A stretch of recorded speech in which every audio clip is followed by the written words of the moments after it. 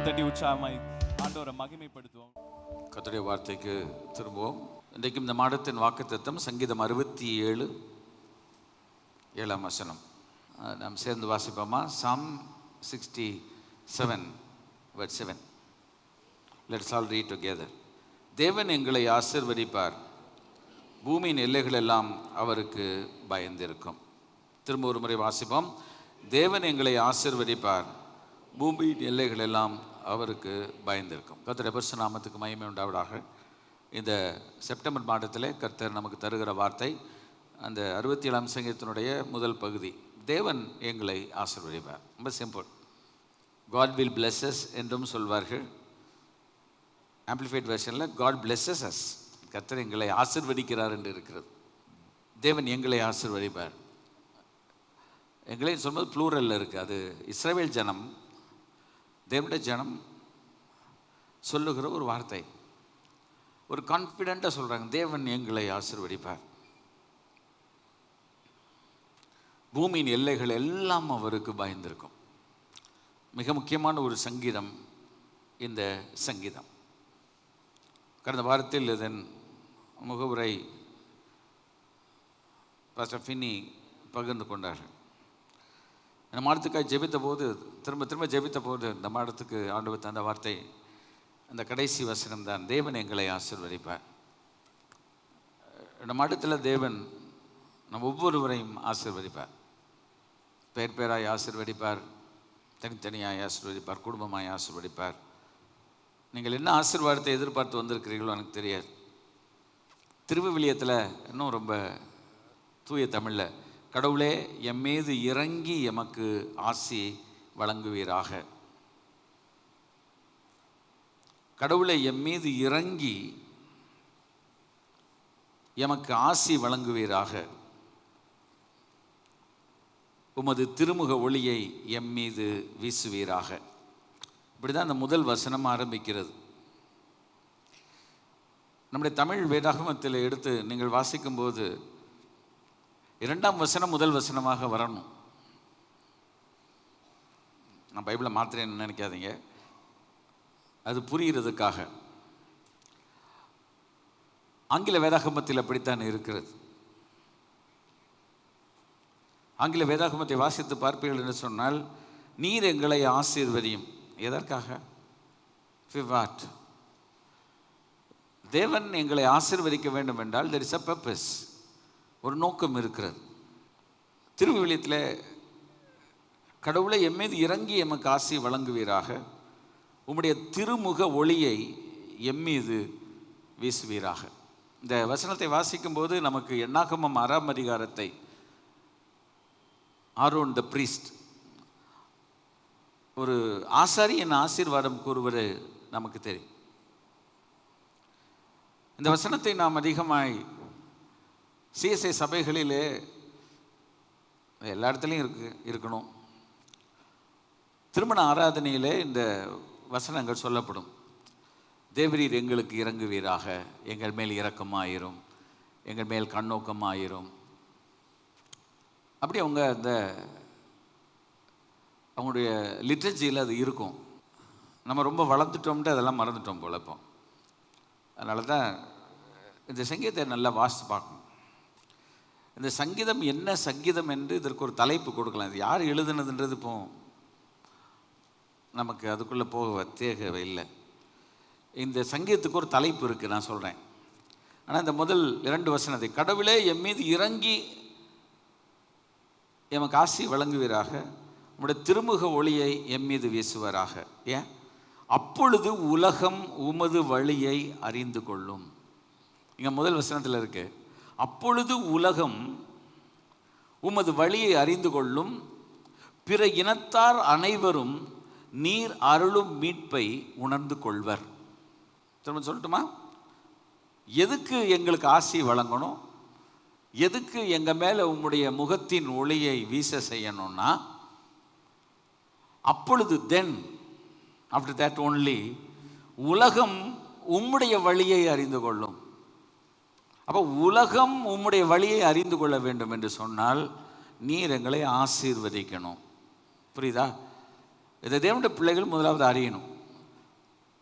சிலருக்கு ஆசீர்வதியும் சொன்னாலே ஒரு ஷாக் அடிக்கும், இல்லைன்னா அவங்களுக்கு ஒரு மாதிரி முகம் கோணும்.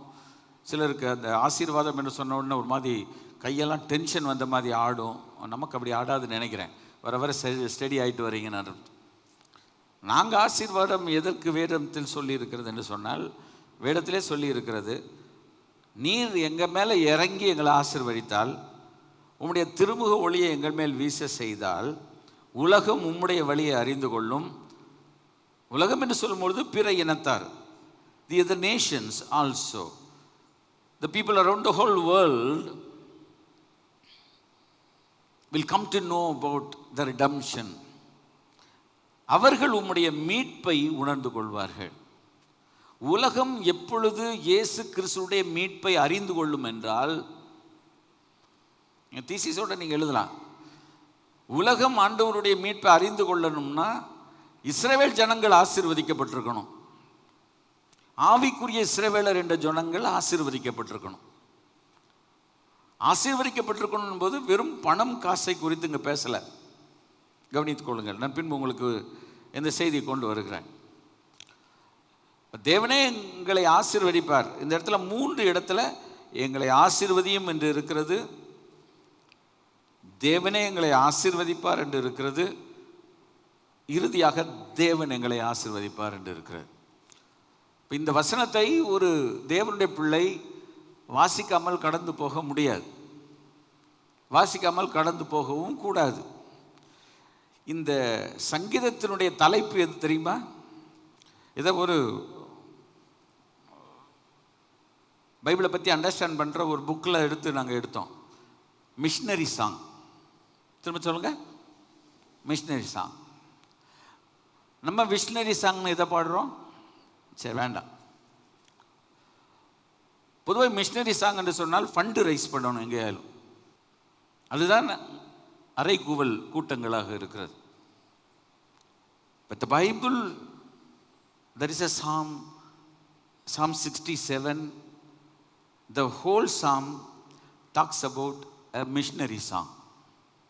அநேகர் கேட்பாங்க, மிஷினரினா யார் சார்? இனம், மொழி, கலாச்சாரம் கடந்து சென்று கர்த்தருடைய அன்பை சொல்லுகிறவர் மிஷினரி என்று அழைக்கப்படுகிறார். இது ஒருவர் கொடுக்கும் விளக்கம். தேவனுடைய பிரதானமான நோக்கம் என்ன? மத்திய 28:20 உலகமெங்கும் புறப்பட்டு போங்கள், சகல ஜாதிகளையும் சீஷராக்குங்கள், பிதா குமாரன் பரிசுத்தாவி நாமத்தினால் அவர்களுக்கு ஞான ஸ்நானம் கொடுங்கள், நான் உங்களுக்கு கட்டளையிட்ட யாவையும் அவர்கள் கை கொள்ளும்படி அவர்களுக்கு உபதேசம் பண்ணுங்கள், உலகத்தின் முடிவு பரிந்தும் சகல நாட்களிலும் உங்களோடு கூட இருக்கிறேன் என்று சொன்னார். அப்போ ஆண்டவருடைய நோக்கம் என்ன?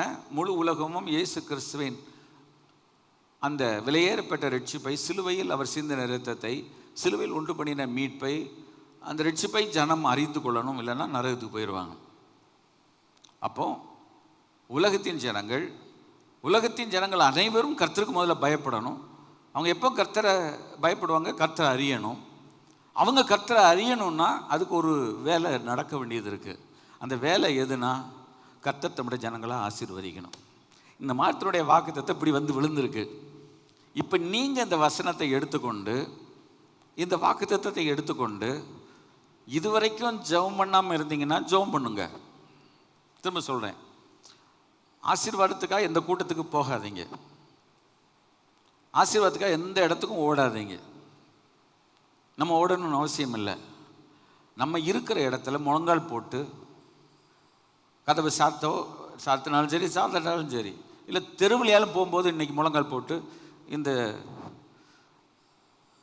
சீமா நவனிக்கு முன்னால் போட முழங்கால் போட்டு 2 கை, தேவா என்னை ஆசீர்வதியும் என்று ஜெபம் பண்ணுங்கள்.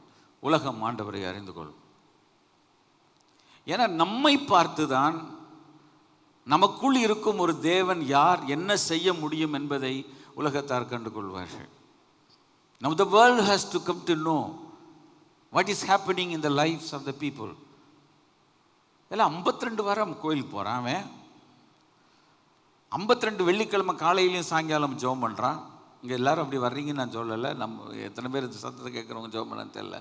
நிறைய புதன்கிழமை ஜெபம் பண்ணுறோம், எல்லாம் ஜெபம் பண்ணுறோம். ஆனால் என்னுடைய வாழ்க்கையில் ஏதோ ஒரு வித்தியாசத்தை உலகம் காணாவிட்டால், என் வாழ்க்கையில் நான் என்ன செய்து கொண்டிருக்கிறேன், எதை விசுவாசிக்கிறேன் என்று நாம் கேட்டுத்தான் ஆக வேண்டும். இப்போ சில நேரத்தில் சில பிள்ளைகளை பார்த்து கேட்பாங்க, ஏங்க உங்கள் பிள்ளை இப்படி நோஞ்சானா இருக்குன்னு கேட்பாங்க. ஒன்று அவங்க சொல்லுவாங்க, விட்டு கொடுக்காம, பாஸ்டர் அப்படியெல்லாம் நோஞ்சானலான்னு சொல்லாதீங்க, எலும்பாக இருந்தாலும் செம எலும்பு ரொம்ப ஸ்ட்ராங்காக இருக்குது, வெயிட்டு போட்டால் தான் அடிக்கடி வியாதி வரும் அப்படின்னு. சரி, அந்த மாதிரி இருந்து ஒரு ஒல்லியாக இருந்தால் பரவாயில்ல. ஆனால் ஃபூன் ஊதுனா கீழே விழுந்துருச்சுன்னா, ஆடி காற்றுல அடிச்சுட்டு போயிருச்சுன்னா அந்த பிள்ளைக்கு ஸ்டெமினா இல்லைன்னு தானே அர்த்தம். சரி, அப்படி இல்லைன்னா உடனே யாரும் என்ன நினைப்பார்கள் என்றால், அப்பா அம்மாவை இப்படி பார்ப்பாங்க, இந்த பிள்ளைக்கு ஒழுங்காக சோறு கொடுக்குறீங்களான்னு கேட்பாங்கல்ல. ஆமாம், நீங்கள் சொல்லி சோறு நாங்கள் கொடுத்துட்டோன்னு. அப்போ அந்த பிள்ளையை பார்த்து கேட்டால் நீ சாப்பிட்டியான்னு கேட்போம். ரைட்டா? சரி, டாக்டர்ஸ் இப்படி தானே வர்றாங்க. வயிற்று வலிக்குதுன்னா என்ன சாப்பிட்ட, ஜுரம் அடிக்குன்னா என்ன தண்ணியில் போய் நனைஞ்சியா, அவங்க டயக்னோஸ் பண்ணுறாங்கல்ல. அது மாதிரி நம்முடைய லைஃப்பில் ஒரு சேஞ்ச் இல்லைன்னா நம்ம என்ன ஆண்டவர் சமூகத்தில் வந்தோம், என்ன கேட்டோம், என்ன கடைப்பிடித்தோம் என்பதை நாம் செக் பண்ணி பார்க்க வேண்டியது இருக்கிறது. ஆனால் நாம் பாடுகிறோம், நாட்களை கழிக்கக்கூடாது, காலத்தை வீணாய் கழிக்கக்கூடாது, நாட்கள் பொல்லாதவைகளானால் காலத்தை பிரயோஜனப்படுத்தி கொள்ள வேண்டும் என்று நன்றாய் பாடுகிறோம். Christians are very good in singing. நான் சமயத்தில் பார்த்தேன், Christians are very good in singing, very good in singing. நான் பாடுறேன், நீங்களும் பாடுறீங்க, நம்ம எல்லாருமே பாடுவோம். ஆனால் do we believe what we sing? நாம் பாடுகிறதை நம்புகிறோமா? இன்னைக்கு மூன்றாவது பாட்டு என்ன? தேவா என்னை ஆசீர்வதியும், என்னை ஆசீர்வதித்தால் என் எல்லையை பெரிதாகும். தேவன் நம்மை ஆசீர்வதிக்கும் போது பணம் காசுன்னு மாத்திரம் சொல்லலை, எல்லா விதமான ஆசீர்வாதங்கள் வரும்போது நம்ம இருக்கிற இடம் அதற்கு பத்தாது. அதுதான் அவன் கேட்கிறான், என் எல்லையை பெரிதாகும், enlarge my tent. இன்னொரு மொழிபெயர்ப்பு சொல்கிறது enlarge my territory. அப்போ நான் இருக்கிற இடம் பத்தாது, எனக்கு நிறைய பெரிய இடம் வேணுன்றதுக்கு காரணம் தேவன் என்னை ஆசீர்வதிக்கும் போது. இல்லைன்னா 8 கட்டிலே நம்ம இருந்து லைஃப் லாங்காக ஓட்டிட்டு போயிடலாம் கதையை. ஆண்டவர் அப்படி விரும்பவில்லை. நான் பேசுவது ஒருவேளை உங்களுக்கு சிலருக்கு கேள்வியாக இருக்கலாம், சிலருக்கு நீங்கள் கண்ணு தூக்கி நீங்கள் பார்க்குறீங்கன்னு எனக்கு தெரியும். நான் வேடத்திலிருந்து உங்களோடு கூட பேசுகிறேன். This is a missionary song. அது மாதத்தின் கடைசி வாரம் நீங்கள் பேசுங்க பாஸ்டர், வாக்குத்தத்தம் இதில் எல்லாம் இருக்குது, வாக்குத்தத்தம் இதில் எல்லாம் இருக்குது, மிஷினரி சாங்கில் எல்லாம் வாக்குத்தத்தம் இருக்கிறது. அவன் சொல்லுகிறான், பூமியில் உள்ள எல்லா ஜனங்களும் உடைய வழியை அறியணும்னா, பூமியில் உள்ள எல்லா ஜனங்களுக்கும் உடைய ரட்சிப்பு தெரியணும்னா நீர் எங்களை ஆசீர்வதியும். நீர் எங்களை ஆசீர்வதிக்கிறது மாத்திரமல்ல, உம்முடைய முகத்தை எங்கள் மேல் பிரகாசிக்க பண்ணும். இது திருமண ஆராதனைகளிலே பாடப்படுகிற ஒரு கடைசியில் சொல்லுவோம், ஒரு ஆசீர்வாதத்தை சொல்லுவாங்க. இது யார் சொல்வார்னா ஆசாரியன் சொல்வார், இல்லைன்னா ஒரு பாஸ்டர் சொல்வார். அது என்ன சொல்வார்? என்னாகமத்தின் புஸ்தகம் 6ஆம் அதிகாரத்தை எடுத்து பாருங்கள். அதில் சொல்லப்பட்டிருக்கிற ஒரு பகுதி, எத்தனை பேர் இது புரிஞ்சு பேசுகிறாங்க, புரிஞ்சு அதை சொன்னாங்கன்னு எங்களுக்கு தெரியாது. கர்த்தர் மோசேக்கு சொன்னார், நீ ஆரோனோடும் அவன் குமாரோடும் சொல்ல வேண்டியது என்னவென்றால், நீ என்ன சொல்லணும்னு சொல்லி கொடுத்தார். மோசேயை தலைமையாக வைத்தார் என்றால் ஆரோன் என்ன பேசணும், அவன் பிள்ளை என்ன பேசணும் என்று மோசேக்கு சொல்ல ஆண்டவர் சொல்லி கொடுத்தார். எங்கேருந்து இருக்கு பாருங்க, தேவன், மோசே, ஆரோன், பிள்ளைகள். எந்த இடத்துல அந்த ஒழுங்கு இருக்கோ அது உருப்படும், ஒழுங்கு இல்லாத இடம் உருப்படாது. சரி, தேவன் மோசேக்கு சொல்கிறார், மோசே ஆரோனுக்கு சொல்லுகிறான். ஏன் தேவன் மோசே ஆரோன்கிட்ட பேசியிருக்கலாம்? இல்லை, அவர் தமது வழிகளை மோசேக்கும் தம்முடைய கிரியைகளை இஸ்ரவேல் புத்தருக்கும் தெரியப்படுத்தினார். See, God has a method, God has a plan, God has a blueprint. ஏன் ஆரோன் என்ன, அவனுக்கு அண்ணன் தானே, அவனுக்கு மூத்தவன் தானே, 3 வயசு கூட தானே. ஆனால் ஆண்டவர் மோசே இடத்துல தான் சொல்லுகிறார், அவர் தமது வழிகளை மோசேக்கும் தமது கிரியைகளை இஸ்ரவேல் புத்தருக்கும் தெரியப்படுத்தினார். அப்போ தேவன் சில காரியங்களை ஏற்படுத்தி இருக்கிறார். அநேகர் கேட்பாங்க, அது என்ன அவர் மாத்திரம்? இஸ்ரவேல் ஜனங்கள் இதே போல ஒரு நாளில் மோசே இடத்துல முறைச்சிக்கிட்டு போனாங்க. நமக்கு தெரியும், என்னாகமத்தின் புஸ்தகம் 12ஆம் அதிகாரத்தில் மோசே ஒரு கல்யாணம் பண்ணிட்டான். இப்போ என்ன, நல்லது தானே நடந்திருக்கு. அவங்களுக்கு புதுசுன்னு எரிஞ்சிருச்சு படுவாய் பசங்க. அதுக்குள்ளே ரொம்ப போக வேண்டாம், லைட்டாக சொல்லிட்டு போகிறேன். நேராக போய் கேட்குறாங்க, கர்த்தர் மோசையை கொண்டு மாத்திரம் தான் பேசினாரோ, எங்களை கொண்டு பேசினதில்லையோ என்றார்கள். நான் சொல்லுவோம்ல, கொழுப்புன்னு சொல்லுவாங்க தெரியுமா? நிறைய பேருக்கு இந்த கொழுப்பு வரும்போது தான் இப்படி பேசுவாங்க. இந்த வார்த்தை கொழுப்புன்னு சொன்னாலும் கோச்சிக்கிறாதீங்க. நல்ல கொலஸ்ட்ரால், அது ஹை கொலஸ்ட்ரால். கர்த்தர் மோசையை கொண்டு தான் பேசினாரோ, எங்களை கொண்டு பேசினதில்லையோ என்றார்கள். த பைபிள் சேஸ் கர்த்தர் அதை கேட்டார். அவர் எவ்வளோ அமைதியாக கேட்டிருக்கார் பாருங்க. நீ பேசுறியா? ஒன்றும் சொல்லலை, அவர் கேட்டார். என்னைக்கு கர்த்தர் உன்னை கேட்கிறார் என்றால் ஒரு ஆபத்து இருக்குன்னு அர்த்தம். நம்ம என்ன நினைக்கிறோம்? என் ஜபத்தை தள்ளாமலும் தமது கிருபை என்னை விட்டு எடுக்காமல் இருக்க கர்த்தருக்கு சோதனை. கர்த்தர் ஜபத்தை கேட்டார் பாஸ்டர், கர்த்தர் ஜபத்தை நல்லது, உன் ஜபத்தை கேட்டார். ஆனால் நீ பேசுகிறத அவர் கேட்டார் அப்படின்ற ஒரு வார்த்தை பதிவு செய்யப்பட்டிருக்கிறது என்றால் அடுத்து என்னன்றதை பாதிக்கணும்.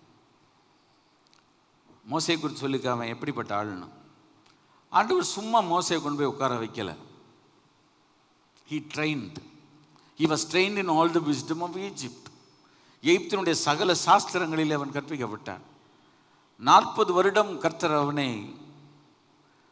மோசே பார்வோனுடைய அரண்மனையில் வச்சு அவனை டீச் பண்ணி, திரும்ப 40 வருஷம் வனாந்திரத்தில் கொண்டு வந்து அவனை டீச் பண்ணி, அதுக்கப்புறம் தான் 40 வருஷம் ஊழியத்தை ஆண்டவர் அவனுக்கு கொடுத்தார். தேவன் உருவாக்காத ஒருவரும் ஊழியத்தில் உருப்பட மாட்டார்கள். எழுதி வச்சுக்கணும்.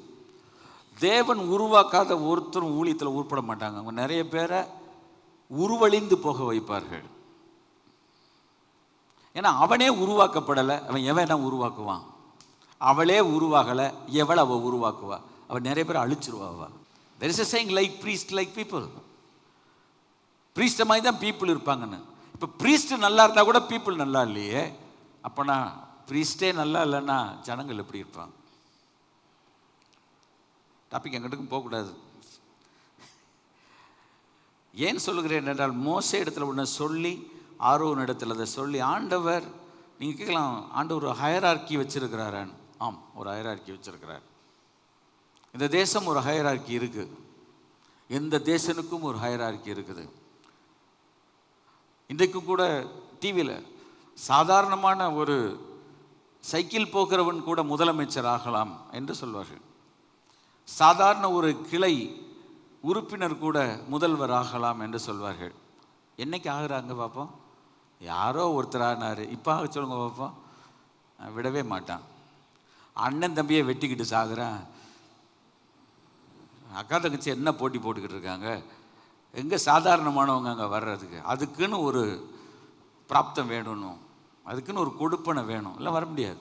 ஆனால் நல்லா சொல்லுவாங்க, யாரும் வரலாம் தேசத்தில் எல்லாரும் மாண்டோம். எத்தனை பேர் ஆகியிருக்காங்க? 1-2 பேர் தவிர எல்லோரும் ஆக முடியாது.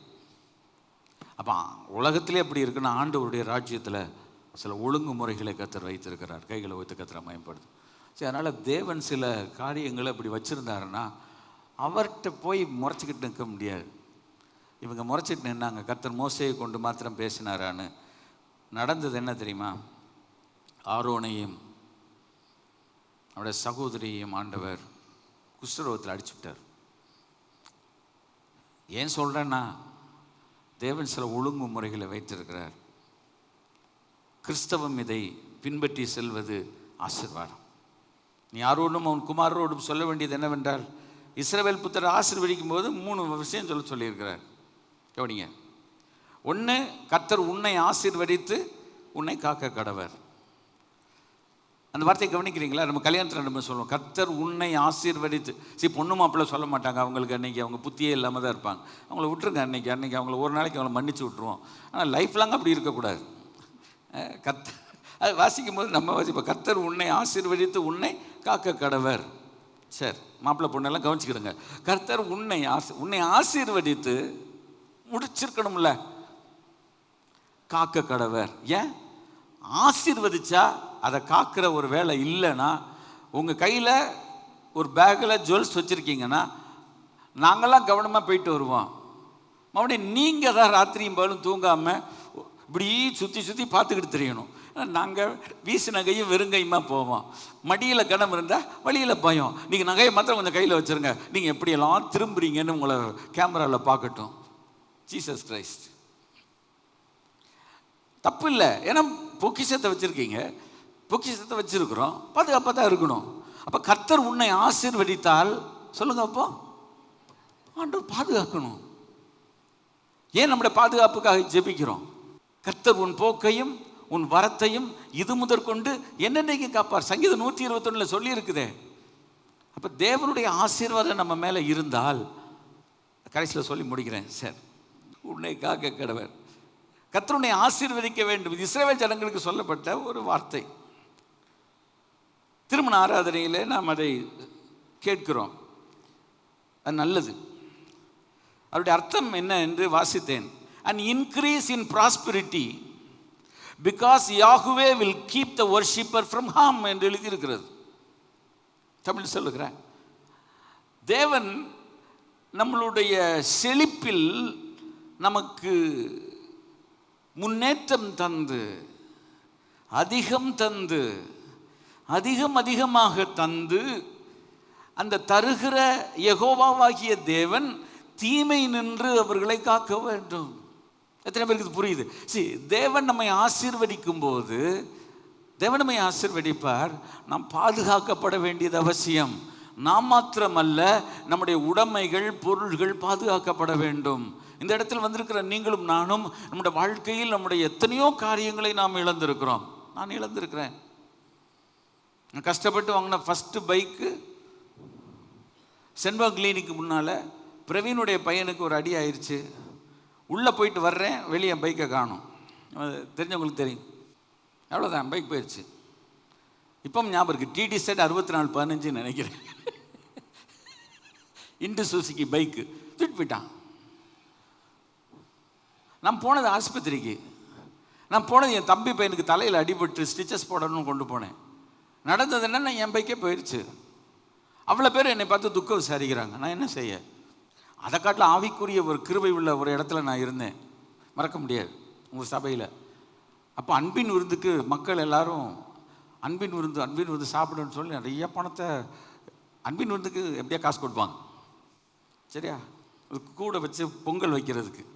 சரி, அதனால் எல்லாம் கொடுத்து ஒருத்தர் எந்திரிச்சு சர்ச்சில் உள்ளவர் சொல்கிறாரு, ஒரு பிரதரை பார்த்து, ரொம்ப முக்கியமாக ரொம்ப ஆவிக்குரியவர் கேட்ட சொல்கிறாரு, பாஸ்டர் பைக்கே போச்சு சார். பிரதர், பைக் போயிடுச்சு. இந்த பணத்தை வச்சு, அன்பின் விருந்து பணத்தை வச்சு பாஸ்டருக்கு ஒரு பைக்கு வாங்கி கொடுத்துருவோன்றார். நீங்கள் சொல்லலை, சொல்கிறேன் உண்மை புல்பீட்டில்.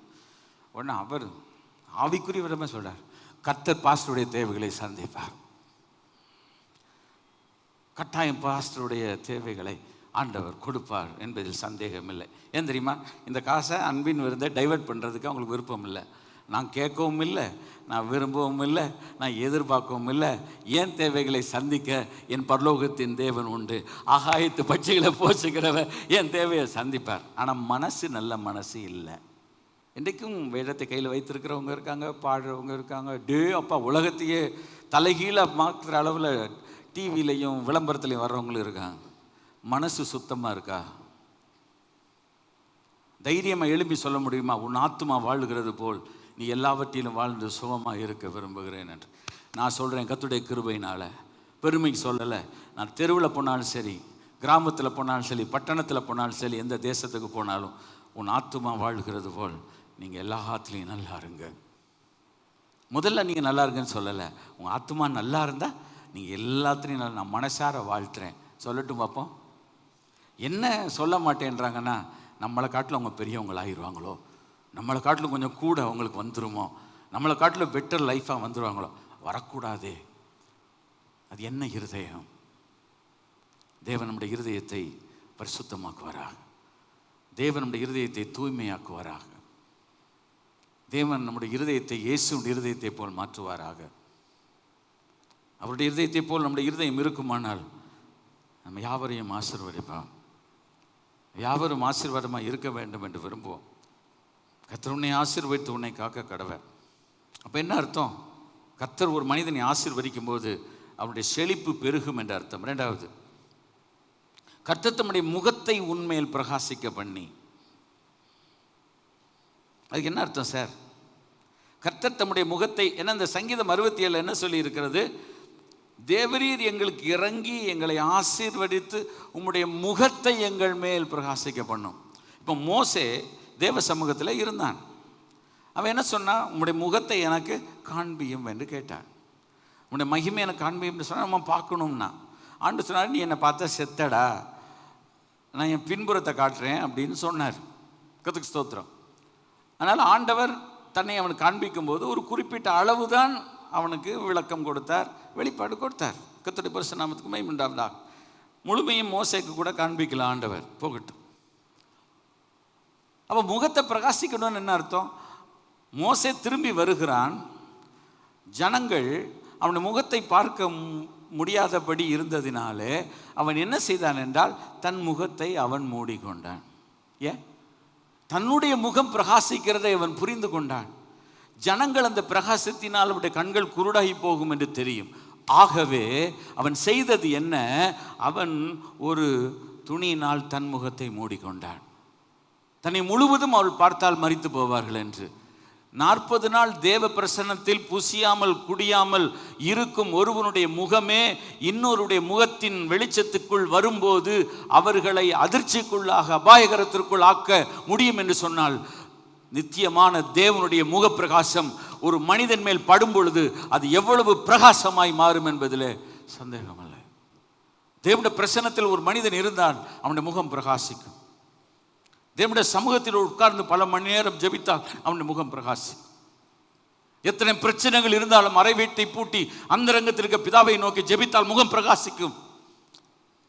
அங்கே ஃபேர் அண்ட் லவ்லி தேவையில்லை, பவுடர் தேவையில்லை, போடுனா போடுங்க, போடட்டா போட வேண்டாம். இன்றைக்கும் இருக்கிறதான பணக்காருடைய முகத்தை நோக்கி பாருங்கள், எப்படி இருக்கு? பலன்னு இருக்கு, நமக்கே புரியல.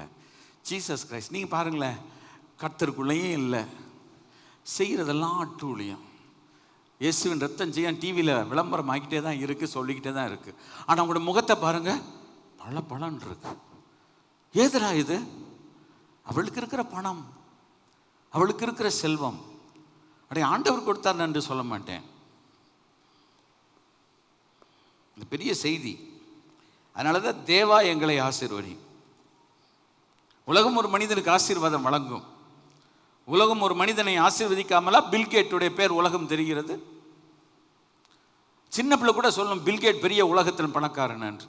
அவன் என்ன கடவுளை ஆசீர்வதித்தார்? அவன் உழைத்திருக்கிறான், அவன் பிரயாசப்பட்டிருக்கிறான். ஆனால் அது தேவனுடைய ஆசீர்வாதம் அல்ல. அவனுக்கு உழைப்புக்கேற்ற ஒரு ஆசீர்வாதம் தெய்வம் தரும்.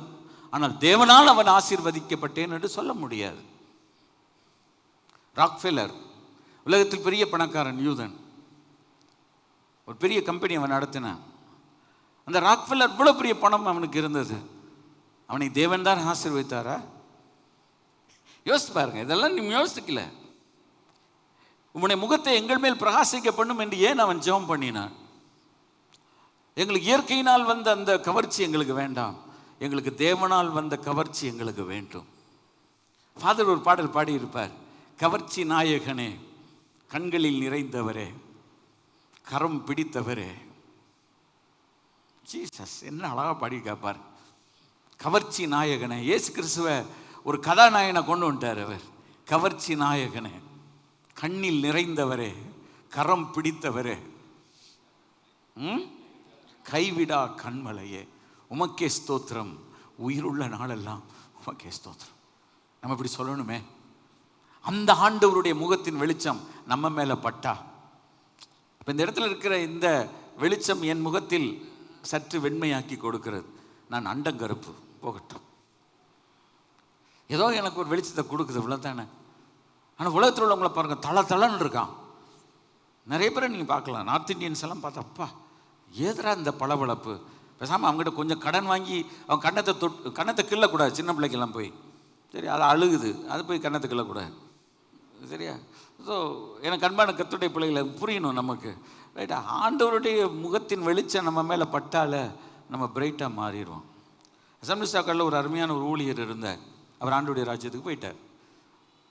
He was my daddy's friend. He was from Trivandrum. நான் அவருக்கு டிரான்ஸ்லேட் பண்ணியிருக்கிறேன். கர்த்தரால் வல்லமையாய் பயன்படுத்தப்பட்ட ஒரு பாத்திரம். 1900 அந்த வருஷம் 60, 61, 62 திருவனந்தபுரம், திருவிதாங்கூர் என்று சொல்லுவாங்க. அப்போ அங்கே ஓரல் ராபர்ட்ஸ் வந்திருக்கும் போது அவருக்கு மொழிபெயர்ப்பாளர் ரெவரண்ட் P.D. ஜான்சன், நான் கேள்விப்படுவேன். இப்போ உள்ள ஜான்சன்கள்லாம் ஜான்சன் கிடையாது. ஜான்சனே சரி கிடையாது. பிடி ஜான்சன், அவர் பீடி குடிக்கவர் இல்லைல்ல, தேவ சமூகத்திலே பல மணி நேரம் உட்கார்ந்துருக்கிறவர். அவர் ரூமை விட்டு எந்திரிச்சு வருவார். எனக்கு தெரியும், ஒரு தடவை 84 அக்டோபர் 31 இந்திரா காந்தி சுடப்பட்ட நாள். நேற்று அவர் அந்த ஒரு சூட்கேஸை ஒன்று கையில் எடுத்துகிட்டு அப்படி ரூமை விட்டு அப்படி ஒரு கிளாஸ் போட்டு இப்படி வருவார், முடி இப்படி சீவிப்பார். தோற்றுருவோம் எல்லாரும். வயசு கூட, அவருடைய முகம் அப்படி பிரகாசிக்கும். நான் கேரளாவில் அந்த மாதிரி ஒரு மனுஷன் நான் பார்த்ததே கிடையாது. அவங்களும் சொல்லுவாங்க, என்னதான் இருந்தாலும் வச்சா பிடி ஜான்சன் எந்திரிச்சு பிரசங்கம் பண்ணால் கலக்கிடுவார். அவர் 10 நிமிஷம் பேசினாலும் சரி, அரை மணி நேரம் பேசினாலும் சரி, பிரசங்கத்தின முடிவில் உலகமே கலங்க வைப்பார் அவர். அதுக்கு காரணம் என்ன தெரியுமா? ஆண்டவரோடு உள்ளதான உறவு, ஆண்டவரோடு உள்ளதான ஐக்கியம். எவ்வளவு நேரம் ஆண்டவர்கிட்ட நம்ம உட்கார்ந்துருக்கிறோமோ, எதுவும் சொல்லுகிறது, அவருடைய சாயலால் நாம் திருப்தியாகும். அவர் சமூகத்தில் உட்கார்ந்துருக்க பசி நமக்கு இருக்காது. அவர் சமூகத்தில் உட்கார்ந்துருக்க நமக்கு தண்ணி தாக எடுக்காது. அவர் சமூகத்தில் உட்கார்ந்துருக்க நம்முடைய மனசெல்லாம் மாறும். நம்ம இயேசுவை போல் மாறுவோம். ஆண்டவரத்தில் கேட்போம், கர்த்தாவே இந்த செப்டம்பர் மாதம் நம்முடைய முகத்தின் ஒளியை மேலே படட்டும் சுவாமி, நம்முடைய முகத்தின் ஒளியை மேலே படட்டும். அப்போ என் முகத்தை பார்க்கும்போது நான் அழகாக இருக்கணும் அழகாக இல்லையோ தெரியாது, ஆனால் என் முகத்திலிருந்து ஒரு ஒளி, என் முகத்திலிருந்து ஒரு கதிர் ஜனங்களுடைய இருதயங்களை போய் அது சந்திக்கும். அவள் தெரிவார்கள், இல்லை இவர் விசேஷமானவர், இவர் விசேஷமானவள். உங்களையும் என்னையும் ஆண்டவர் ஒரு விசேஷமானவராக தெரிந்தெடுத்திருக்கிறார்.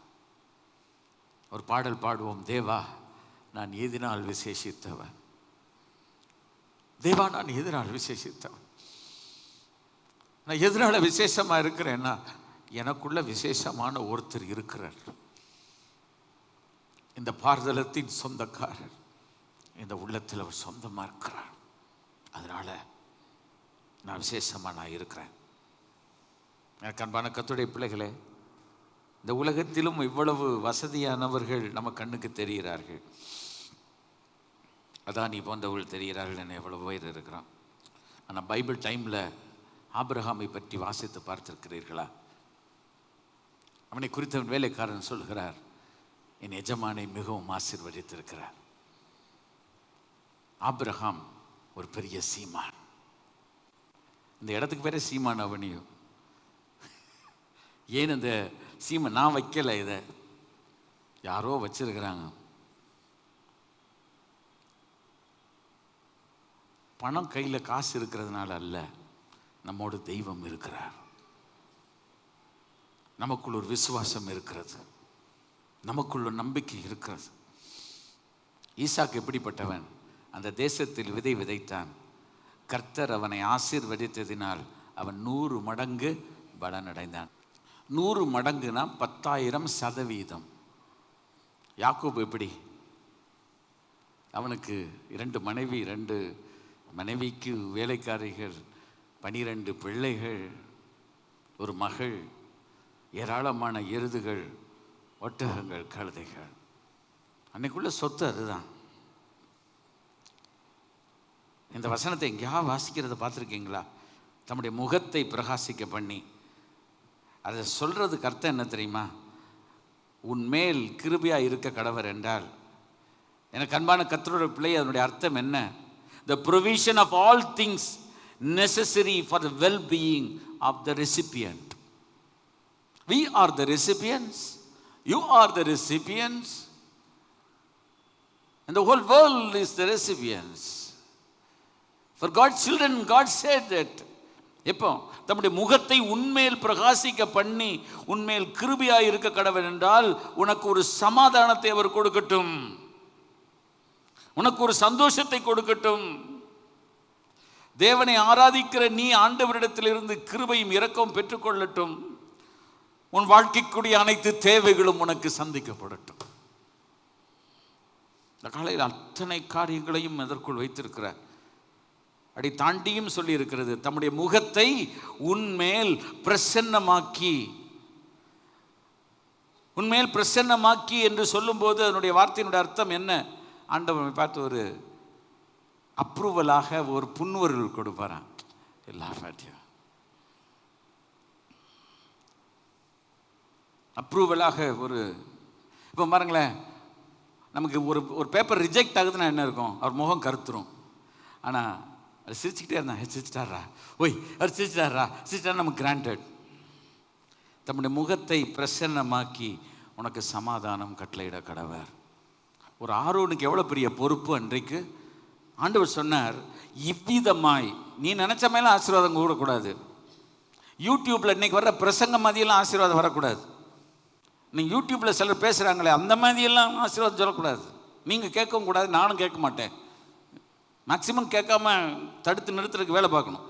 என் நாமத்தை இவ்விதமாக என் பெயரை இஸ்ரவேல் புத்திரன் மேல் கூற கடவாய், அப்பொழுது நான் அவர்களை ஆசீர்வதிப்பேன். சொல்லுங்க, இவ்விதமாய் அவர்கள் என் பெயரை இஸ்ரவேல் புத்திரன் மேல் கூற கடவர், அப்பொழுது நான் அவர்களை ஆசீர்வதிப்பேன். கைகளை நான் ஆசீர்வதிக்கணும்னா நீ இதை செய்யணும். கேளுங்கள் அப்பொழுது கொடுக்கப்படும், தட்டுங்கள் திறக்கப்படும், தேடுங்கள் கண்டடைவீர்கள். ஆங்கில வேதாகமத்தில் இன்னும் நல்லா இருக்கு, கேளுங்கள் அதை உங்களுக்கு தருவார் என்று இருக்கிறது.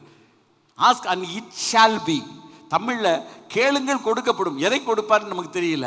ஆனால் ஆங்கில வேதாகமத்தில் ask and it shall be given and you. நீ எதை கேட்குறியோ, நீ கத்திரிக்காய் கேட்டால் உனக்கு கத்திரிக்காய், நீ முருகை கேட்டாக்க உனக்கு முருங்கா, எனக்கு சிக்கன் தான் வேணும்னா சிக்கன், உனக்கு லேம்ப் வேணும்னு கேட்டால் உனக்கு லேம்ப் தான். கர்த்தர் உன்னை ஆசீர்வதித்துவோம். நீ எதை கேட்டால் அதை தருவேன் என்று சொல்லியிருக்கிறேன். யோவான் 14 சொல்லி இருக்கிறது, என் பெயரில் நீங்கள் எதை கேட்டாலும் அதை செய்வேன், கேளுங்கள் அப்பொழுது உங்களுடைய சந்தோஷம் நிறைவாயிருக்கும்படி பெற்றுக்கொள்வீர்கள்.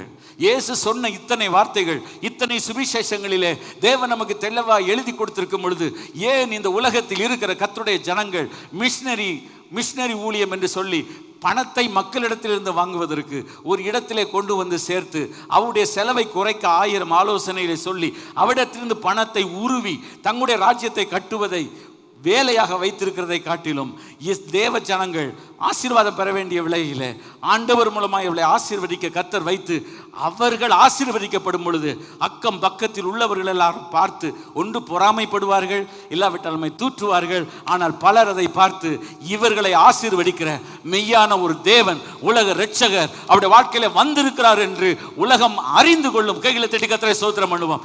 அப்படிப்பட்ட ஒரு அழைப்புக்காக தேவன் நம்மை அழைத்திருக்கிறார். நம்ம அழைப்பு மேலான ஒரு அழைப்பு. அவர் calling is a higher calling. அவர் calling is a costly calling. விலை உயர்ந்த ஒரு அழைப்பு. இவ்வளவு மகிமையான ஒரு அழைப்பை ஒரு தேவனுடைய பிள்ளைக்கு தேவன் கொடுத்திருக்கும் பொழுது நம்ம பாட்டில் போய், நான் பரலோகத்தில் ஒரு மூலையில் போய் எனக்கு ஒரு பெருக்கிற வேலை கொடுத்தாலும் போதும்னு கேட்டுக்கிட்டு இருந்தேனா? ஆலயத்தை இடிக்க சொல்லலை, இதை படி. துன்மார்க்குடைய ஆலோசனை நடவாமலும் பாவிட வழியில் நில்லாமலும் பரியாசக்காரர் உட்காரும் இடத்தில் உட்காராமல் கர்த்தருடைய வேதத்தில் பிரியமாக இருந்து இரவு பகலோட வேதத்தில் தியானமாக இருக்கிற மனுஷன் பாக்கியவான். அவன் நீர்க்கால்களில் ஓரமாய் நடப்பட்டு தன் காலத்தில் தன் கனியை தந்து இலையுதிராது இருக்கிற மரத்தை போல இருப்பான். அவன் செய்வதெல்லாம் வாய்க்கும். சங்கீதம் 128 கர்த்தருக்கு பயந்து அவன் வழிகளில் நடக்கிறவன் எவனோ அவன் பாக்கியவான். உன் கைகளின் பிரயாசத்தை நீ சாப்பிடுவாய், உனக்கு பாக்கியமும் நன்மையும் உண்டாயிருக்கும். உன் பிள்ளைகள் உன் பந்தியை சுற்றிலும் ஒலிவ மர கன்றுகளைப் போல் இருப்பார்கள். இவ்விதமாய் கர்த்தர் தம்முடைய பிள்ளைகளை சீயோனில் இருந்தவர் ஆசீர்வதிப்பார். ஜீவன நாளெல்லாம் நன்மையும் கிருபையும் நம்மை தொடரும். எத்தனை அருமையான வாக்குத்தத்தங்களை தேவன் நமக்கு தந்திருக்க. தேவனுடைய பிள்ளைகளும் இந்த மாதிரி ஒரு ஆசாரியை நம்மளை ஆசீர்வதிக்கணும்ல, இப்படிப்பட்ட ஆசீர்வாதத்தை கூறுகிறவருடைய சபைக்கு போகணும்ல. அண்டு உங்களை பார்த்துக்க, உன் பிள்ளை எந்த சர்ச்சுக்கு நீ அனுப்புற, உன் மாமானி மச்சானி எந்த சர்ச்சுக்கு நீ அனுப்புறேன்னு கர்த்தர் கேட்பார். உன் பேர பிள்ளைகளை எந்த சர்ச்சுக்கு அனுப்புறேன்னு கர்த்தர் கேட்பார். இந்த உலகத்தில் நல்லா படிக்கிறதுக்கு நல்ல ஸ்கூலில் தேடுகிறோம். நம்முடைய பிள்ளை ஹையர் ஸ்டடீஸ் படிக்கிறதுக்கு நல்ல யூனிவர்சிட்டியை தேடுகிறோம். ஜீசஸ் உண்மைத்தானே, நல்ல இன்ஜினியரிங் கல்லூரியை தேடுகிறோம் நம்முடைய பிள்ளை படிக்க. ஆனால் கர்த்தரை படிக்க வைக்க ஒரு நல்ல ஆலயத்தை ஏன் தெரிந்து கொள்ளவில்லை? கர்த்தரிடத்தில் ஒன்றை கேட்டேன், அதையே நாடுவேன். நான் கர்த்தருடைய மகிமையை பார்க்கும்படியாய், அவருடைய ஆலயத்தில் ஆராய்ச்சி செய்யும்படியாய் என் ஜீவன நாளெல்லாம் கர்த்தருடைய ஆலயத்தில். அவனுக்கு தெரியும் எருசலேம் ஆலயம் எப்படி இருக்கும்னு. அப்போ அப்படிப்பட்ட ஒரு ஆலயம் நம்முடைய கண்ணுக்கு எதிராக இருக்க, நாம் சென்று வருவதற்கு எளிமையாக இருக்க, உலகத்திற்கு ஒரு உலகம் நீ அங்கே போ நீ இங்கே போ என்று சொன்னால் எனக்கு ஒரு சந்தேகம் வருகிறது. ஒன்று, அவன் மேல் உனக்கு ஆத்தும பாரம் இல்லை, அவன் மேல் உனக்கு ஆத்தும தரிசனம் இல்லை. மூன்றாவது, அவர்கள் உன்னை காட்டிலும் இங்கே வந்தால் நல்லவர்களாய், மேன்மை உள்ளவர்களாய், வசதி உள்ளவர்களாய் மாறிவிடுவார்களோ என்றதான ஒரு அச்சம் உனக்குள் இருக்கிறது. A self fear is inside you. It stops you from inviting other people who can come and be blessed in this church, because Jesus is preached, the word of God is preached in this pulpit, and whoever listens to that, whoever gives their life and commit their life to Jesus Christ, God can open up the windows of heaven and he will bless in all the way possible. கைகளை ஊத்தி கர்த்தரை மகிமைப்படுத்துவோம். We should have that kind of boldness. இந்த உலகத்தில் இருக்கிற மனிதனுக்கு அவ்வளவு தைரியம் இருக்கிறது, அவ்வளவு கெத்து இருக்கிறது. பரிசுத்த ஆவியின் அபிஷேகம் பெற்ற ஒரு கர்த்தருடைய பிள்ளைகளுக்கு என்ன பயம் வேண்டி கிடக்கிறது? வருவாய் தருணம் இதுவே அழைக்கிறாரே வல்ல ஆண்டவர் இயேசு அண்டை. இந்த சங்கீதத்தில் அதுதான் சொல்லியிருக்கு. உலகம் நம்ம இயேசு அறியணும்னா ஆண்டோடைய பிள்ளைகள் அதுக்கு சாட்சியாக இருக்கணும். நான் வெறும் பணம் காசு நான் சொல்லலை.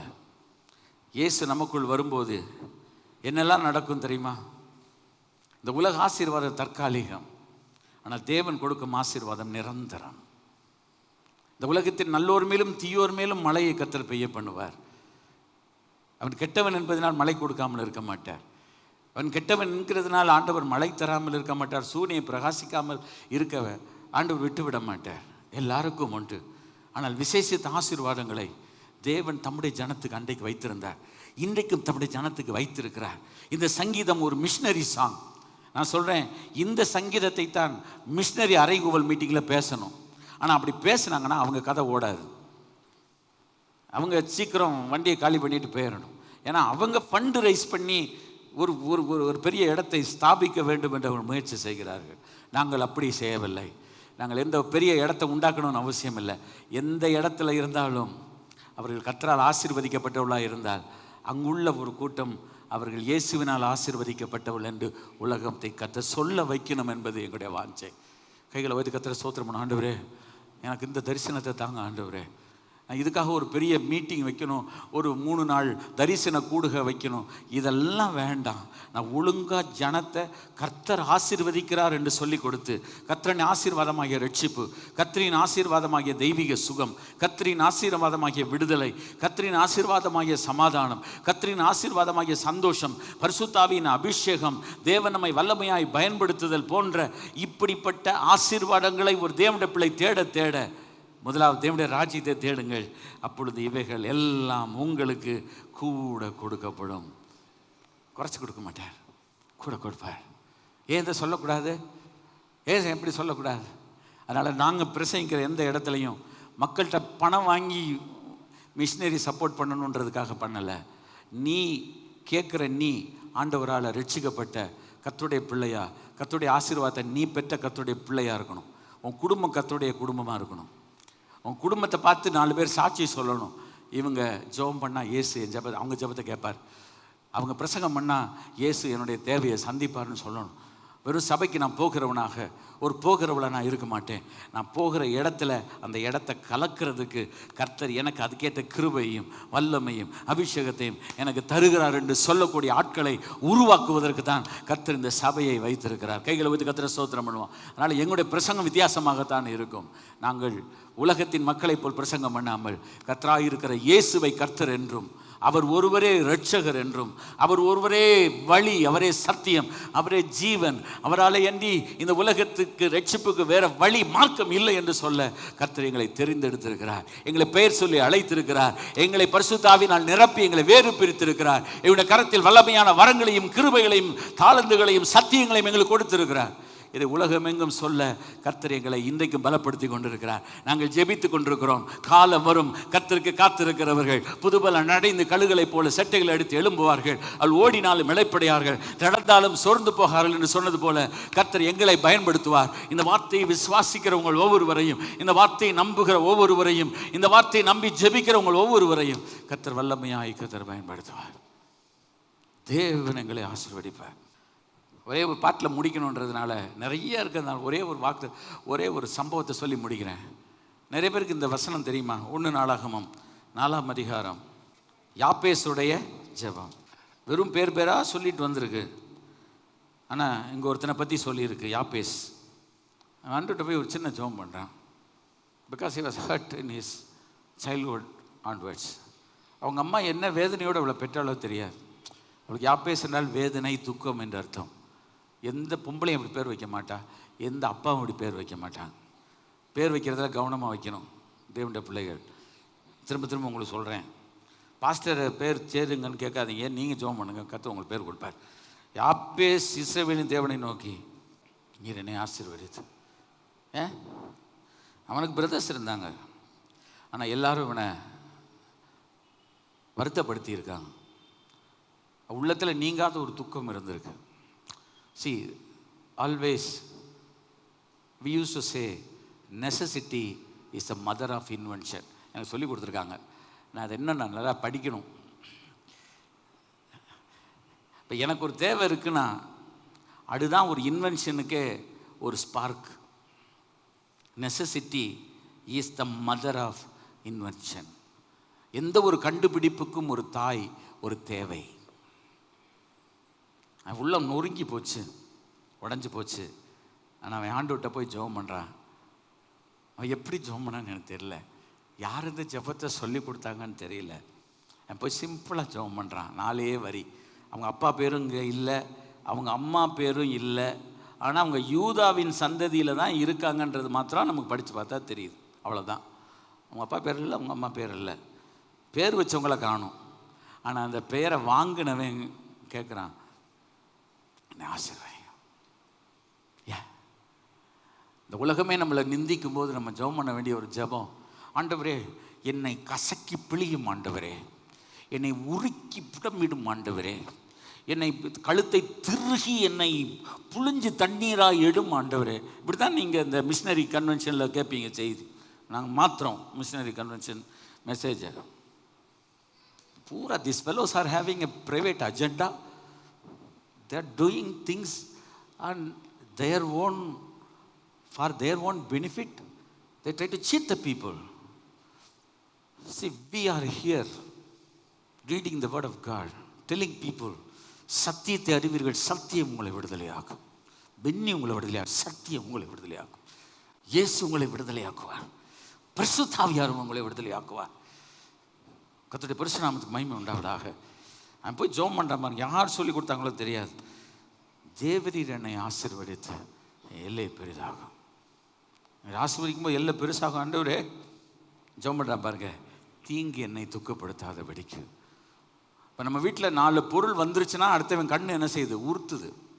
நம்ம ஏன் தாதா மாதிரி செயின் போடலைன்னா நம்மளை பிடிச்சி இழுத்துருவான்றதுக்காக நம்ம மெல்லிசா போடுறோம். இவ்வளோதான். இது பெரிய தியாகம்லாம் கிடையாது.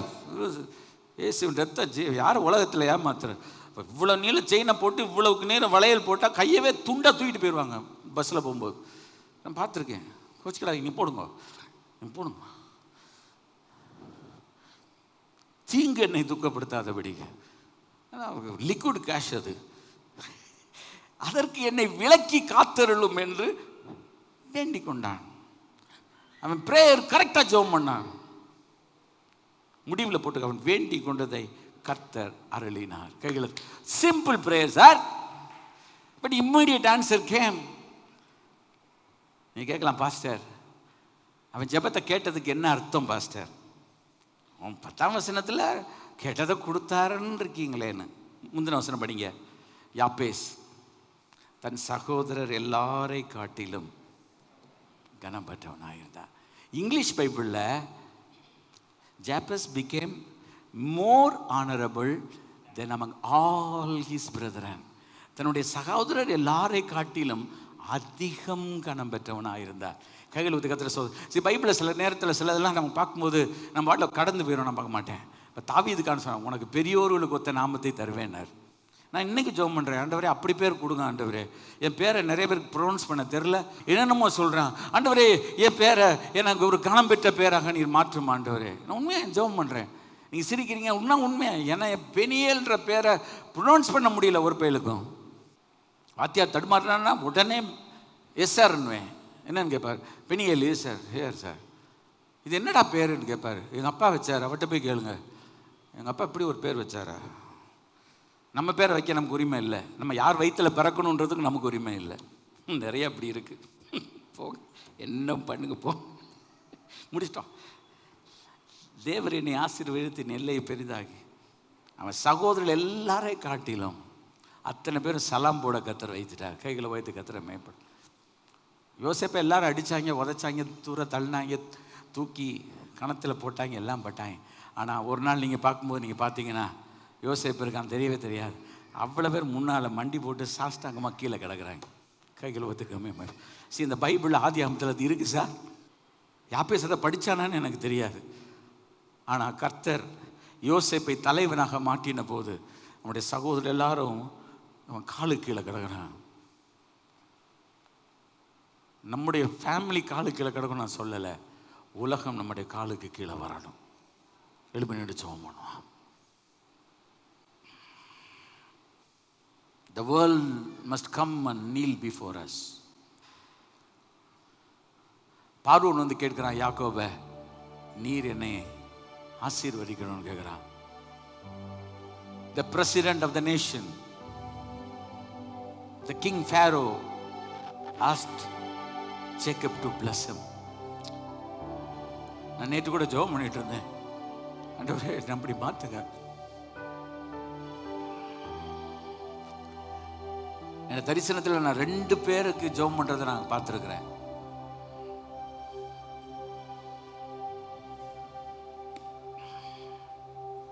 நினைக்காம எனக்கு வந்திருக்கு அதம்படியெல்லாம். இப்போ எனக்கு தெரியும் நான் எப்படிப்பட்ட மக்களுக்கெல்லாம் நான் ஜெபம் பண்ணுவேன் ஒரு நாள்லன்னு எனக்கு தெரியும். ஐ நோ நான் விசேஷமானவன் அல்ல, நீங்களும் விசேஷமானவர்கள். நம்முடைய ஆண்டவர் விசேஷமானவர். உன்னை என்னை விசேஷமாக்குகிறவர் அவர். God will make you a special generation. God expects from you and me is the desire, the only desire, the only cry. God will listen to that. நம்ம சும்மா நாம்கே வாஸ்தாவா கர்த்தரை போக அழைக்கல. கைகளை வச்சு சொல்லுவான், என்னை தூக்கி என்னை யூஸ் பண்ணிட்டு தொடச்சி போடுற ஒரு டஸ்ட்பின்ல போடுற ஒரு துண்டு போல நான் மாற விரும்பல. ஆண்டவரே என்னை எந்த இடத்துல வைத்திருந்தாலும் என்னை ஒரு கனத்துக்குரியவனாக என்னை நீ வைக்கணும். ஆண்டவரே வாழ்க்கையில் உடைக்கப்பட்டிருக்கலாம், நொடக்கப்பட்டிருக்கலாம், உங்க பாதையில் வந்தவன் தான் நானும். இந்த இடத்துல நான் சொல்றேன், தைரியமா சொல்றேன், என்னை எல்லாரும் பென்னின்னு கூப்பிடுவாங்க. இப்பவும் நான் சொல்வேன், தெரியாம தான் சொல்லியிருப்பாங்க எங்க வீட்டில். ஆனா எங்க வீட்டு பக்கத்தில் ஒரு நாய் இருந்துச்சு. அந்த நாயை கூப்பிடும்போது பென்னின்னு கூப்பிடுவாங்க. எங்க வீட்டில் சொல்லுவாங்க, ஏய் பென்னி உன்னை கூப்பிடுறாங்கன்னு. நான் அந்த சின்ன வயசுலையும் அட பொறுத்துக்கிட்டு சொல்லி இருக்கிறேன். எனக்கு பொறுமையை இயேசு தந்தார், சகித்து கொள்ளும் பொறுமை எனக்கு தந்தார். சில தினங்களுக்கு முன்பாக ஒரு இடத்துல பேசிக்கிட்டு என் ஃபேமிலியில் நாங்கள் ஃபஸ்ட்டு செகண்ட் அப்படி வந்த இடத்துல என்னை பார்த்து சொன்னார், எங்கள் அப்பா சொன்னார் அவங்ககிட்ட, பென்னி எதனால அவன் அண்டர்ஸ்டாண்ட் பண்ணி அட்ஜஸ்ட் பண்ணி அப்படியே போயிடுவான், சண்டை போட மாட்டான். எங்கள் அப்பா சொன்ன வார்த்தை இன்னொரு திருமணமாக எனக்கு கேட்குது. இன்னைக்கு I am not willing to fight with anyone, I will fight with my God. யாக்கோபை போல நீர் என்னை ஆசீர்வதித்தாலொழிய நான் உண்மை போக விட மாட்டேன். கை வைத்து ஆண்டோட ஜெபம் பண்ண, ஆண்டவரே நீர் என்னை ஆசீர்வதிக்காம விட மாட்டேன். ஆண்டவரை போய் நம்ம சண்டை போட்டுது. ஆனால் அந்த வைராக்கிய வாஞ்சை, அந்த வைராக்கிய வாஞ்சினால் ஆண்டவர் நம்மை நிரப்புவாராக. ஆண்டவர் சொல்லுங்க, நிரப்புவாராக, நிரப்புவாராக. வாய்ட்டு சொல்லுங்க, இயேசுவே என்னை நிரப்பும் ஆண்டவரே, என்னை நிரப்பும், என்னை நிரப்பும். ஆண்டவர்கிட்ட ஜெபம் பண்ணுங்க, கர்த்தர் உங்களை நிரப்புவார். ஹல்லேலூயா, ஹல்லேலூயா, ஹல்லேலூயா. தகப்பனே, இந்த வார்த்தைக்காய் ஸ்தோத்திரம், இந்த ஜீவ வார்த்தைக்காக ஸ்தோத்திரம். ஜீவனுள்ள இயேசு கிறிஸ்துவை குறித்த ஒரு ஜீவ வார்த்தையை நீர் கொடுத்திருக்கிறீர் என்ற இந்த தைரியத்தோடு துணிச்சலோடு சங்கீதம் 67 ஒரு மிஷனரி சாங் என்று பிரசங்கம் பண்ணியிருக்கிறேன். ஆண்டவரே, நாங்கள் தரித்திரத்திலையும் நாங்கள் சாபத்திலையும் நாங்கள் இடுக்கத்துக்குள்ளே இருந்தால் எங்களை பார்த்து எவரும் இயேசு வண்டையில் வர்றதுக்கு சான்சஸ் இல்லை, ரொம்ப இல்லை. அன்னைக்கு ஒருவேளை யாரோ ஒரு சாது சுந்தர் பார்த்து வந்திருக்கலாம். இன்னைக்கு மக்கள் எங்களை பார்க்கும்போது அவ்விடத்தில் இல்லாத ஒன்று எங்களிடத்தில் இருக்கிறது என்பதை காண்பிக்கக்கூடிய அளவு அந்த பிச்சைக்காரன் தனக்கு ஏதாயிலும் பிச்சை கிடைக்குமா என்று அவர்களை நோக்கி பார்த்த போது பேதுரும் யோவானும் சொன்னார்களே, பொன்னும் வெள்ளியும் என்னிடத்தில் இல்லை, ஆனால் என்னிடத்தில் உள்ளதை உனக்கு தருகிறேன், இயேசுவின் நாமத்தில் எழுந்து நடவென்று சொல்லக்கூடிய அந்த தைரியத்தை எனக்கு தாரும் ஆண்டவரே. கையில் வருத்து எல்லாம் ஜெபம் பண்ணுங்க. ஆண்டவரே, நான் இது ஊழியக்காரங்க ஜெபம் பண்ண இல்லை. ஆண்டவர் சொன்னார், என் நாமத்தினாலே பிசாசுகளை துரத்துவீர்கள். அது யாருக்கு சொன்னார்? நம்ம எல்லாருக்குமாகத்தான் சொன்னார். வியாதியஸ்தர் மேல் கைகளை வையுங்கள் என்று சொன்னார். ஊழியக்காரர்கள் உங்களுக்கு எனக்கு தான் சொன்னார். நவமான பாஷைகளை பேசுவீர்கள். ஆண்டவர் இப்படி உயர்ந்த ஒரு இடத்துக்கு நம்ம அழைச்சிருக்கும் போது ஏதோ ஒரு காரியத்திற்காக, ஏதோ ஒரு சில ஆசீர்வாதங்களுக்காக எந்த மக்களை தேடி, எந்த மக்கள் கூட்டத்தை தேடி, யார் பின்னால போகணும்னு எங்களை அழைத்தது, யார் எங்களுக்கு ஆலோசனை சொன்னது? இந்த சபை அதை குறித்து ஒரு நாளும் சொல்லிக் கொடுக்கவில்லை. ஆண்டவரே, thank you Lord, thank you Lord, thank you. ஜோம் பண்ணி முடிக்கிறேன். ஒரு காரியத்தை நான் சொல்ல விரும்புகிறேன். நம்முடைய சர்ச்சில் நிறைய பேர் என்கிட்ட வந்து சொல்கிற ஒரு வார்த்தை என்ன தெரியுமா? நீங்கள் போட்ட ஃபவுண்டேஷனில் தான் நான் கட்டப்பட்டிருக்கேன்றாங்க. நீங்கள் சொன்னதை அப்படியே நாங்கள் ஃபாலோ பண்ணி நாங்கள் வாழ்க்கையில் வந்திருக்கிறோன்றாங்க. ஆனால் சொன்ன அதெல்லாம் பொய். அந்த வார்த்தையை நான் இப்பெல்லாம் நம்புறதே கிடையாது. ஏன்னா நான் பொறுமையை குறித்து சொல்லி கொடுத்து நீ சண்டை போட்டிருந்தேன்னா, நீ பெண்ணிட்ட என்ன நீ படித்த? நீ யாரை ஏமாத்துற? யார் காதில் பூ சுத்துற? நாங்கள் சின்ன வயசுலேருந்து சபைக்கு உண்மையாக இருக்கணுன்றதை படிச்சிருக்கிறோம். சபைக்கு உண்மை இல்லாத ஒருவன் நான் பாஸ்டர் பென்னிட்ட இருந்து நிறைய வாழ்க்கையில் கற்று என்னத்தை நீ கத்தன்னு. Don't use my name. ஆண்டவர் சொல்ல, உன் தேவனாகிய கர்த்தருடைய நாமத்தை வீணிலே வழங்காதிருப்பதாய. எங்கிட்ட என்ன படித்தோம்ன்றது, நாங்கள் என்ன சொல்லி கொடுத்தோம்ன்ற நோட்ஸில் இருக்கு. learn that Jesus. சும்மா பாஸ்டர் பென்னிட்ட எல்லாம் படிச்சுக்கிட்டோம். அப்படி படித்தா வாழ்க்கையில் காட்டு, ஜீவியத்தில் காட்டு. show me your track record, then I will approve that you have learned from me. Otherwise whatever you say is a lie and a pakka lie. Try to cheat other people using the name of Pastor Benny. Jesus. கைகளை வைத்து கர்த்தரை ஸ்தோத்திரம் பண்ணுவா. நான் ஒரு ஸ்கூலில் படிச்சிருந்தேன். அந்த ஸ்கூலில் படித்தேன்னு சொன்னால் அந்த ஸ்கூல் எனக்கு சொல்லி கொடுத்த மாதிரி நான் நடக்கணும். Jesus Jesus Jesus Jesus Jesus Jesus Jesus Jesus. பிதாவே, வார்த்தைகளுக்காக நன்றி. எங்களோடு கூட பேச நம்முடைய வார்த்தைகளுக்காக நன்றி. நேரம் ஆயிடுச்சு. எனினும் இந்த மாதத்தில் சொன்ன வார்த்தை, நீர் எங்களை ஆசீர்வதிப்பேன். எங்களை ஆசீர்வதிக்காமல் இருக்க மாட்டேன். நாங்கள் அந்த இடத்துக்குள்ளே வந்து விட எங்களுக்கு கிருபை தாரும்.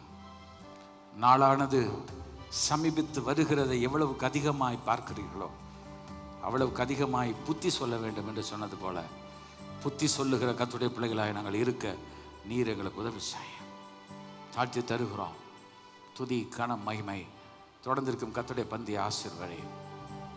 எங்கள் மேல் இரக்கமாயிரும், எங்கள் மேல் கண்ணோக்கமாயிரும்.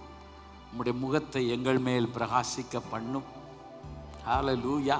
எங்களுக்கு சமாதானம் தந்து எங்களை கடைசி பரியந்தம் கரம் பிடித்து நடத்தும். அப்படி சொல்லும்போது நீர் ஆசீர்வதிக்கிறீர், ஆசீர்வதிப்பீர். அதற்காக உமக்கு ஸ்தோத்திரம். இயேசுவின் திருநாமத்தில் ஜெபிக்கிறோம். இந்த வார்த்தைகளை, இந்த வசனங்களை இந்த யூடியூப் வழியாக எங்கேருந்து கேட்டுக்கொண்டிருந்தாலும் அவருடைய உள்ளத்தில் கர்த்தர் பேசும், அவருடைய உள்ளத்தை கர்த்தர் சந்தியும். அவர்கள் மனம் திரும்புவதற்குரிய நாள் என்று, அது அனுக்கிரகத்தின் நாள் என்று அவர்களுக்கு சொல்லும். இயேசுவின் நாமத்தில் ஜெபிக்கிற கர்த்தாவே, நாட்களை பயன்படுத்திக் கொள்ளுகிறதா இயேசுவின் நாமத்தில் ஜெபிக்கிறோம். எங்கள் ஜீவன நல்ல பிதாவே, ஆமென் ஆமென். இப்பொழுது நம்முடைய கர்த்தராக இருக்கிற இயேசு கிறிஸ்துவின் கிருபை, பிதாவாகிய தேவனுடைய அன்பு, பரிசுத்த ஆவியாருடைய அந்யோன்ய ஐக்கியம், சந்தோஷம், சமாதானம் நம்ம இவரோடு நினைக்கும் சதா காலங்களிலும் இருப்பதாக. ஆமென்.